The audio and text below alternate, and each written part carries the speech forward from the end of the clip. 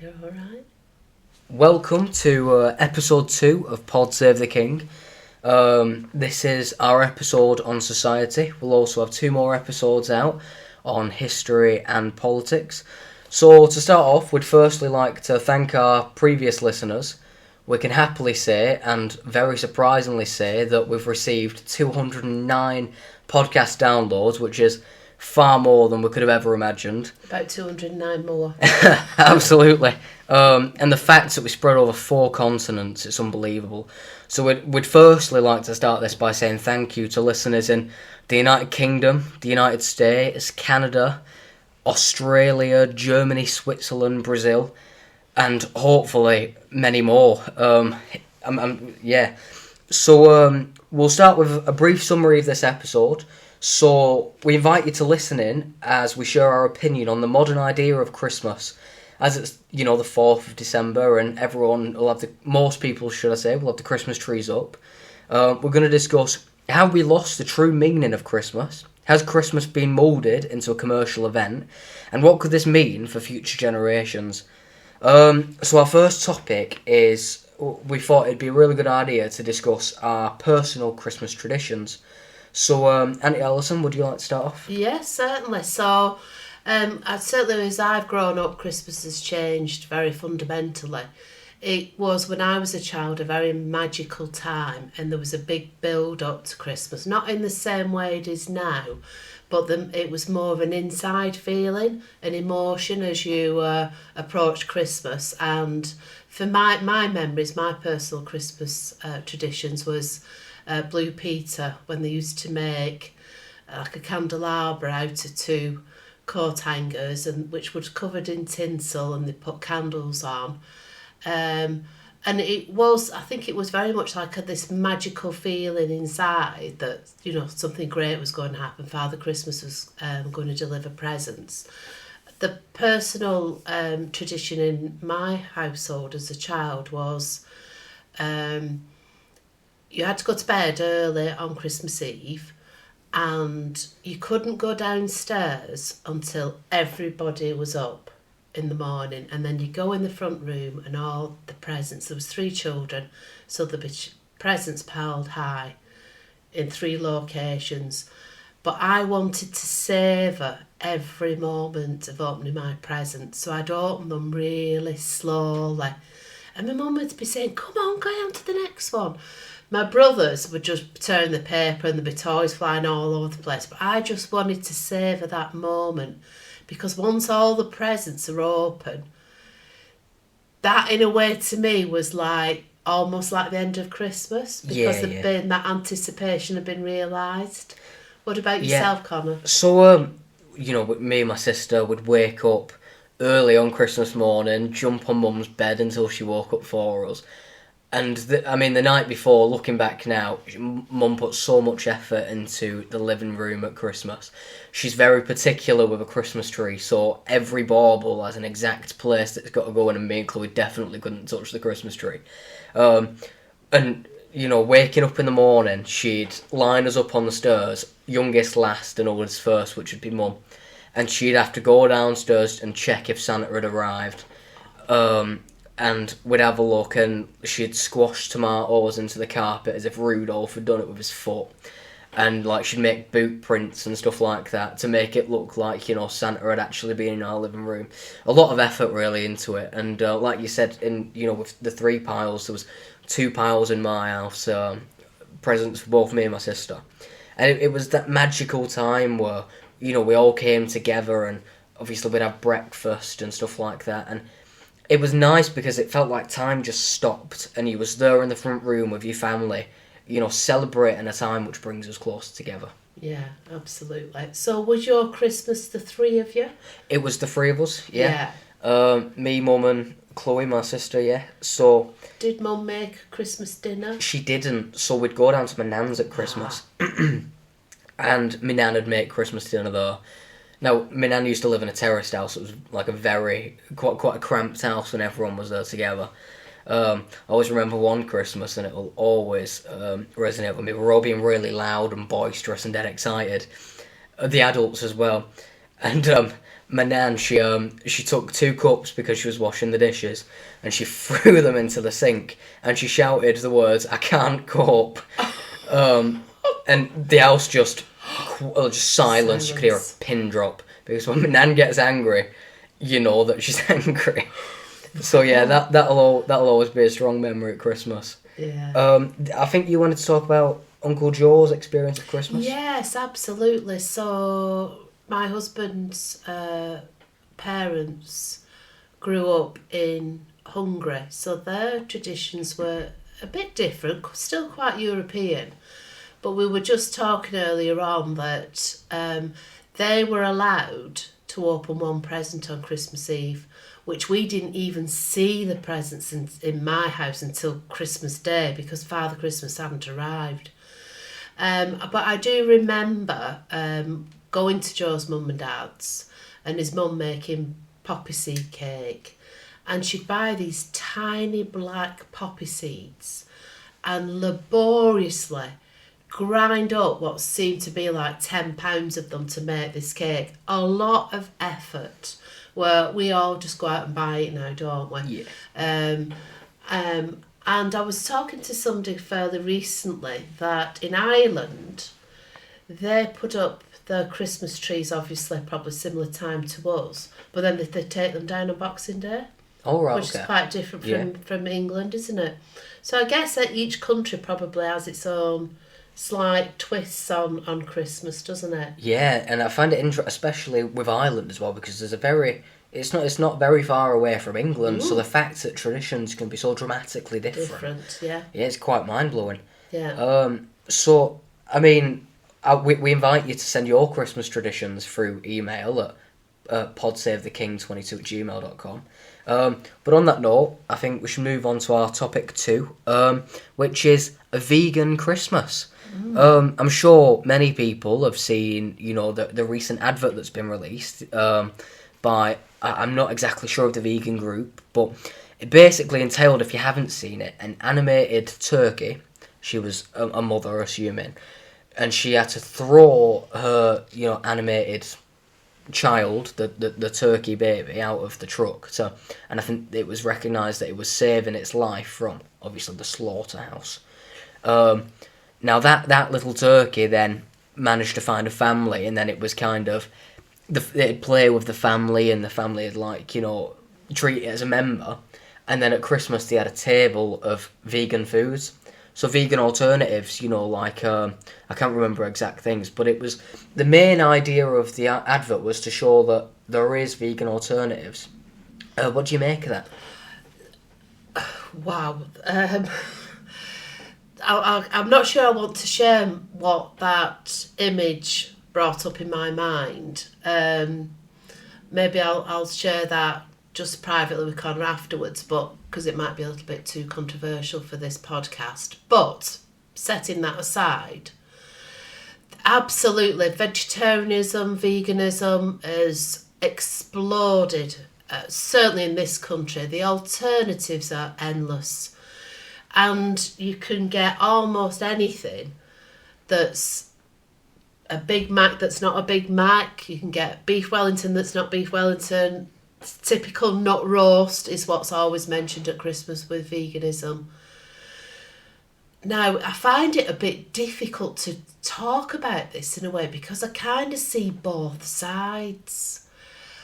But one side of the argument is to sustain our humanity, to sustain our life going forward, we may have to rely more on vegetables than we do now. But on the other side is we're meat eaters. Going back to the caveman days, we're meat eaters. And I just find myself a bit on the fence. I kind of see both sides, but I'm not sure that it's appropriate to have an advert out that's so emotive, really. And I think, and don't be talking about killing and having a dead bird in the centre of your dead animal. I know that's the reality, but it's not an animal, it's a bird. So It's a bit of a tricky one for me. What about you? Like you said, as there is every argument, there is two sides. See, on the topic of the adverts being very emotive, I suppose there is and I don't align myself with veganism. I'm not a vegan myself. I mean, I take my hat off to anyone that can be, because I'd struggle myself to Why do you take your hat off to somebody who's a vegan? Because that's like almost, you're saying that's an aspiration. Well, I mean, I suppose it is. I mean, at the end of the day, I would struggle to not eat meat. I quite enjoy eating meat. Yeah. It's my way of life. And you don't need to apologise for that. No, absolutely not, because it is a way of human life. But it is. I can imagine it's very difficult to kind of make that decision. My GCSE French teacher, she liked meat. She would like to eat meat, but then she said that she recognised that the threat that climate change and other things had on our society, and she wanted our generation to move forward. So she kind of made the decision to cut meat out of her diet for the good of the future. Personally, I don't think it's a case of cutting meat out. I mean, don't get me wrong, you're free to disagree with me, and I'm sure there are many arguments too. I think it's a case of the way we manage it. I think the main problem with eating meat in modern day society is that it's done in barbaric conditions. If we limited our meat rather than cut it out completely, then everyone could get a little bit of meat at least, and it could be done in a sustainable way that doesn't damage our environment. Yeah. I think the idea of a turkey at Christmas, it is tradition. Yeah. It is. But then also, if you want to take alternatives, then that's the... Oh, that's equally fine. Yeah, absolutely. Yeah, I mean, there's nobody out there, unlike the vegans, saying you've got to have turkey for Christmas. I think you're right in that going forwards, and I think I did reference it, that we will possibly rely more on vegetables in the future, and that's a good thing because vegetables are good for you. But like myself, I'm not a vegetarian and I'm not a vegan. I'm not a pescatarian, but there's certain meats that I don't eat through choice. And I think what you said, Connor, is on the right lines. Yeah. Is that it's not meat and 2 veg at every meal, or doesn't have to be. Yeah. And also, if you do have something like a lasagna, instead of using the whole pack of beef, you could use half of it and fill it up with vegetables. So it's still having meat, but maybe not so much in the same quantities. Also, I think there's questions about modern farming techniques. Definitely, yeah. But the use of antibiotics, etc., which probably, when I was eating meat as a child, it was probably virtually organic. Yeah. Because farming methods have changed. So I think that comes into play in terms of health as well, doesn't it? Oh, yeah, definitely. And it is a really important topic. And obviously, free range is always the best way to buy, because you're supporting sustainable business and farmers and a sustainable way of life. But then also, there is a current cost of living crisis. It can be difficult and more expensive to buy free range. But I suppose if you can afford it, it's always the best way, not just for your own health and the own quality of food, but also for the environment. Now, and for the animal. Definitely. And nobody's going to judge you if you have a turkey at your table. We'll probably have a turkey at our table.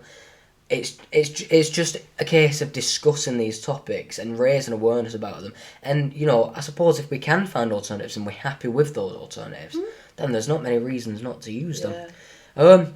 Now, although that was a short run off of that topic, I mean, we don't have much time in the individual podcasts, but for topic 3, we are going to move on to the commercialisation of Christmas. Now, I'm sure many people have many opinions and many experiences with the commercialisation of Christmas. So we're just going to discuss our opinions on what that means for modern day society. So would you like to start off? Yeah, absolutely, because I've got such a lot to say on this. As I'm sure plenty of our listeners have got views on this. So I think I might start off with a bit of a moan. Do you mind if I have a bit of a moan? Let's classic have a moan. British culture. Yeah. So what do I not like? I don't like the fact that as soon as the summer holiday is over, virtually, Christmas cards start and Christmas decorations start appearing in shops, if I was a Prime Minister, I would bring in a law that you cannot sell Christmas decorations, Christmas cards and Christmas trees until after bonfire night. Fair enough. Launching the start of Christmas. Now, a lot of people will be thinking, but I need to budget throughout the year, so I need to buy things throughout the year. Well, for parents, the biggest thing is going to be toys for the children. Yeah. They're available all year round. Fair enough, yeah. Also, the best time to buy Christmas cards is January, because they all get sold off. So I think we can cover the budget element of that law that I'm going to bring in if I ever become Prime Minister. So I really don't like that. The other thing I don't like is that, and this is an example, a week before Christmas, thought, crikey, I need such a thing, decoration. Went to the local store, shelves had been cleared. So we'd had Christmas even before Christmas arrived. And what I find about the commercialism of Christmas is that the media, in terms of advertising, and manufacturers and shops all seemed us to want us, the people, to live events before they've actually arrived. So what do I mean by that? I mean by the fact that all the Christmas decorations have disappeared before Christmas. The fact that once it's the 1st of January they start talking about Valentine's Day. We're rushing through our lives instead of living in the present. Yeah, I think I agree with that. I think it's an important point you make as well. And I suppose with that we can link in, the Christmas adverts and their current involvement with, the Christmas tradition. I mean, personally, for me, I'm sure a lot of people would agree as well, the John Lewis advert is a massive part of, modern day Christmas. And I suppose without realising, we're kind of being dragged into the commercialisation of Christmas ourselves, aren't we? Because, not many people from my generation give Christmas cards anymore. It's quite gone down. Of course, we did it in primary school and in younger years because that's what was kind of the main thing. But I personally do it, but I'm fairly old-fashioned myself. But many people don't give Christmas cards. It's usually older generations that do. So are we seeing kind of this old idea of Christmas die out whilst Absolutely. the new idea of Christmas being brought in by commercialisation? Absolutely. That honestly, I did a double take when Connor said that because that surprised me. I thought that was the one thing that did still happen, that people exchanged Christmas cards, whether it was actually in paper or whether it was an e-card. But I still thought that took place. And there are people that I only connect with once a year by sending a Christmas card. Yeah, and I mean, I'm sure the majority of... I can't speak for other countries, but I'm sure the majority of Britain still do. But with younger generations... But it's the generation, that's the difference. Well, exactly, yeah. So I suppose eventually, if my generation carries it forward, then could it potentially Christmas die cards out? will be gone. And how does that link to commercialisation of Christmas? Well, rather than buying Christmas cards, we're interacting with Christmas adverts. We're sharing our opinions on Christmas adverts. We're going into shops. We're buying certain things. And I find that really interesting. Yeah, I find that's a bad thing. I don't mind the odd Christmas advert if it appears at the appropriate time. But I certainly do not count down to Christmas based on whether John Lewis put out an advert or not. That is just, and that's not a criticism of Connor or his generation. It's just a note. Yeah. That there's differences in the generations and how... But we're speaking as individuals as well. Yeah. People of my age might say, Alison, you're completely wrong. I can't wait for John Lewis advert. And same for people of my generation as well. Yeah. And I think for a lot of people as well, family as well that I've spoken to, John Lewis kind of gives permission to talk about Christmas. It feels like we tiptoe around the idea of Christmas throughout early November. And that because Heart Christmas, the radio station, is available, throughout that time. It's too early. Well, exactly. All the Christmas films will have been shown before Christmas. Yeah, And we kind of tiptoe around the idea of it, and then as soon as John Lewis released their advert, it's like, all right, it's Christmas now, we can accept it. And I find that generational divide quite interesting. Yeah. And it's quite an interesting. So what did you think about? Do you know what I was saying before about there's this pressure to live your life before it's actually happened? Because I've said to Joe, my husband, a few times, to hell with it. Why don't we just have Christmas in July and just be done with it? Right. Which, of course, we don't want to, but it's where we're kind of being pushed to think about things. Forced into the Christmas period. Forced into different periods throughout the year, because cream eggs will be on the shelves come Feb. Yeah, probably. Ready for Easter. So I just want to live in the moment and not be pushed onto the next thing. And it's like when you break up from school, within a week of breaking up, or even before now, school uniforms. back to school. Yeah. We're talking about back to school, but we just broke up. Yeah, I don't exactly. get it. I really don't get it. That really but gets on my nerves. The aim of all of this is to encourage spend, isn't it? Oh yeah, gain profit. Yeah, we watched the Sainsbury's advert, didn't we? We did, yeah.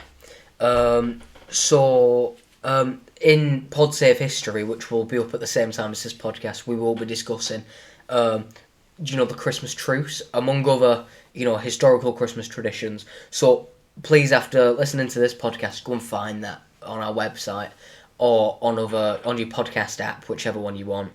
So that will be interesting to dive deeper to in that episode. But I suppose, as well as discussing the negatives of commercialisation, we can also discuss the positives as well. Absolutely. Because, like we said, it is a big part of our Christmas tradition. Well, my generation's Christmas tradition, sorry. Like the adverts, as we were saying. But also, I think adverts can do their job in kind of raising awareness around certain topics. Like, for example, Sainsbury's in 2014, their kind of advert on the World War I Christmas truce opened that idea up to many people, maybe of my generation, people a little bit older than me, that didn't know that period happened. And I'm sure there's many more, examples, like the new John Lewis advert this year in 2022. Theirs is about the curse system, and it's to explain it if you haven't seen it. It's basically a man, and he's learning how to ride a skateboard, and then at the end of the advert it shows a young girl who was in the curse system who we assume they're adopting, and she holds a skateboard in her arm, and then at the end of it shows that X number of children are currently in the curse system, etc., etc. So I suppose in that sense they are really valuable in raising awareness. To a certain extent, absolutely, because I think in that same advert it does mention that that John Lewis is creating this partnership with the care system, which is a really good thing. But can I play devil's advocate and say the Sainsbury's advert was brazen exploitation of a historical event used for commercial gain? Yeah, that's a fair perspective. But I think you're right, Connor, that it also opens up access to world events in the same way as classical music has been used for adverts. If everybody will or might not remember, if you're of a certain generation, you know what I mean.